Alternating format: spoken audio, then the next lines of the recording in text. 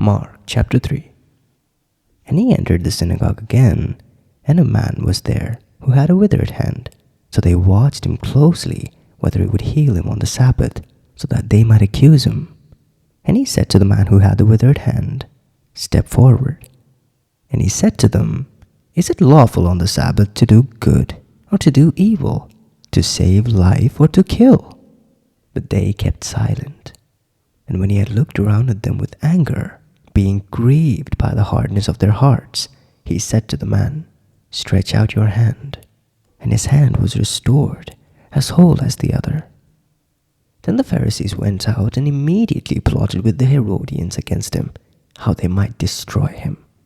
But Jesus withdrew with his disciples to the sea, and a great multitude from Galilee followed him, and from Judea, and from Jerusalem, and Idumea, and beyond the Jordan, and those from Tyre and Sidon, a great multitude, when they heard how many things he was doing, came to him. Then he told his disciples that a small boat should be kept ready for him because of the multitude, lest they should crush him. For he healed many, so that as many as had afflictions pressed about him to touch him. And the unclean spirits, whenever they saw him, fell down before him and cried out, saying, "You are the Son of God." But he strictly warned them that they should not make him known. And he went upon the mountain and called to him those he himself wanted, and they came to him.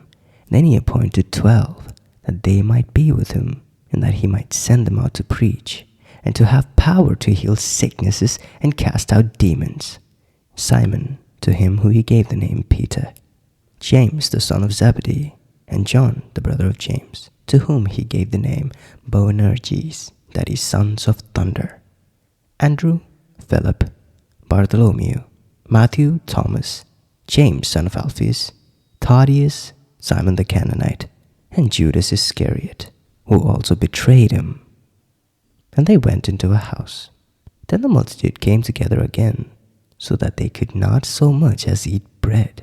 But when his own people heard about this, they went out to lay hold of him. For they said, "He is out of his mind." And the scribes who came down from Jerusalem said, "He is Beelzebub, and by the rulers of demons he casts out demons." So he called them to himself and said to them in parables, "How can Satan cast out Satan? If a kingdom is divided against itself, that kingdom cannot stand. And if a house is divided against itself, that house cannot stand. And if Satan is risen up against himself and is divided, he cannot stand but has an end. No one can enter a strong man's house and plunder his goods, unless he first binds the strong man, and then he will plunder his house. Assuredly I say to you, all sins will be forgiven the sons of men, and whatever blasphemies that they may utter. But he who blasphemes against the Holy Spirit never has forgiveness, but is subject to eternal condemnation, because they said, he has an unclean spirit. Then his brothers and his mother came, and standing outside they sent to him, calling him. And a multitude was sitting around him, and they said to him, "Look, your mother and your brothers are outside, seeking you."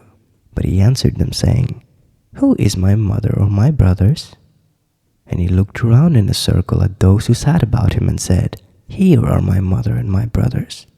For whoever does the will of my God is my brother, and my sister, and mother."